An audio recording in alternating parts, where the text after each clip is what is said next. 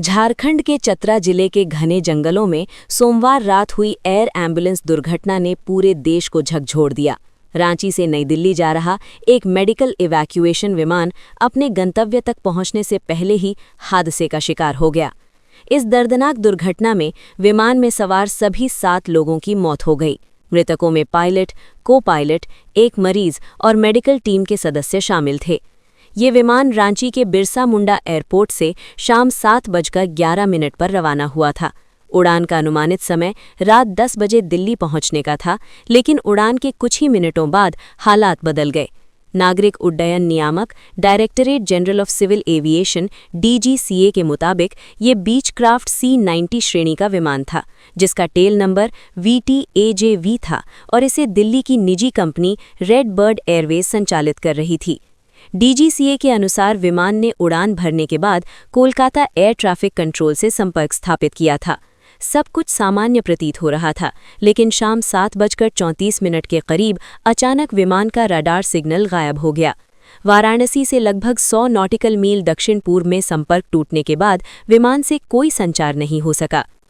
Radar से गायब होने की सूचना मिलते ही संबंधित एजेंसियों ने सतर्कता बढ़ाई और अंतिम ज्ञात लोकेशन के आधार पर सर्च ऑपरेशन शुरू किया गया, लेकिन रात का अंधेरा और झारखंड के जंगली व पहाड़ी क्षेत्र ने तलाश अभियान को चुनौतीपूर्ण बना दिया। देर रात चतरा जिले के सिमरिया थाना क्षेत्र के कर्माटाण गांव के पास ग्रामीणों ने जंगल की दिशा से जोरदार धमाके जैसी आवाज सुनी। कुछ लोगों ने धुएं का गुबार उठते देखा।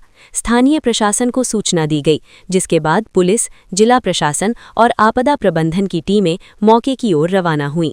घना जंगल, ऊबड़-खाबड़ रास्ते और सीमित रोशनी के कारण राहत दलों को दुर्घटना स्थल तक पहुंचने में काफ़ी मशक्कत करनी पड़ी। जब तक टीमें मलबे तक पहुंचीं, तब तक सब कुछ खत्म हो चुका था। विमान पूरी तरह क्षतिग्रस्त हो चुका था और उसमें सवार सभी 7 लोगों की मौत हो चुकी थी। मृतकों में एक गंभीर रूप से बीमार मरीज, एक डॉक्टर, एक पैरामेडिक, 2 अटेंडेंट, एक पायलट और एक को पायलट शामिल थे। चतरा के पुलिस अधीक्षक सुमित कुमार ने बताया कि रात करीब 10 बजे दुर्घटना की सूचना मिली। इलाका बेहद दुर्गम होने के कारण मौके तक पहुंचने में समय लगा। उन्होंने कहा कि दिल्ली से विशेष जांच टीम पहुंच रही है और ब्लैक बॉक्स की तलाश की जाएगी। दुर्घटना के बाद DGCA ने औपचारिक जांच के आदेश जारी कर दिए हैं। साथ ही aircraft accident investigation bureau AAIB की टीम भी घटनास्थल पर पहुंच चुकी है। अधिकारियों के अनुसार फिलहाल दुर्घटना के कारण स्पष्ट नहीं है।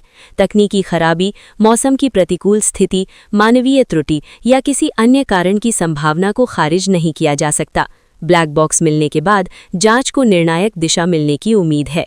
विशेषज्ञों का मानना है कि मेडिकल इवैक्यूएशन उड़ानों में समय का दबाव अधिक होता है। गंभीर मरीजों को शीघ्रता से बड़े शहरों के अस्पतालों तक पहुंचाना प्राथमिकता होती है।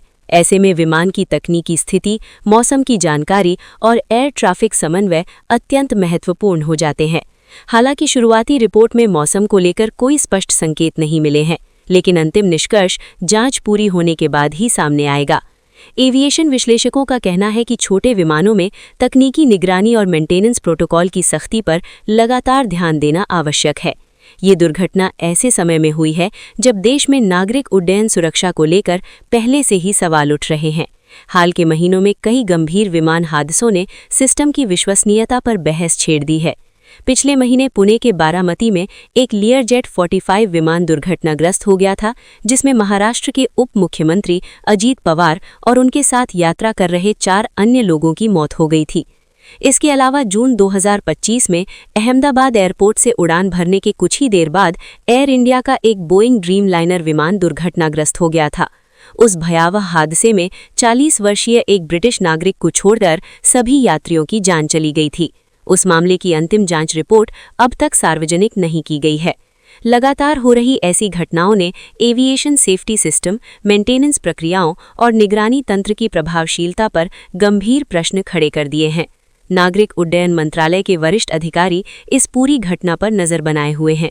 मंत्रालय का कहना है कि विस्तृत जांच के बाद ही आधिकारिक कारण सामने लाए जाएंगे और यदि कहीं भी लापरवाही पाई गई तो सख्त कार्रवाई की जाएगी। सूत्रों के अनुसार इमरजेंसी डेटा मॉनिटरिंग सिस्टम के जरिए उड़ान के अंतिम क्षणों के तकनीकी संकेतकों का विश्लेषण किया जा रहा है। रडार डेटा, मौसम रिपोर्ट और पायलट के पिछले संचार की समीक्षा की जा रही है।